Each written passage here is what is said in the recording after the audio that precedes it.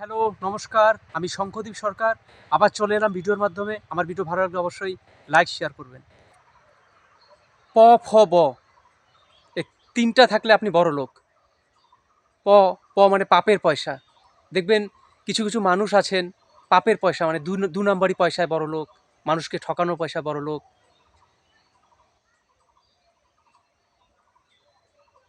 সেরকম আমাদের কোম্পানিতে যারা ঠকবাজিভাবে টাকা কামাচ্ছেন, ওনারা বেশ ভালো আছেন, মোটা টাকা ইনকাম করছেন। আর যারা সৎভাবে ইনকাম করছেন, কোনো টাকা নেই, স্যালারি তাদের, মানে টাকা মাসের শেষে টাকা খুব কম।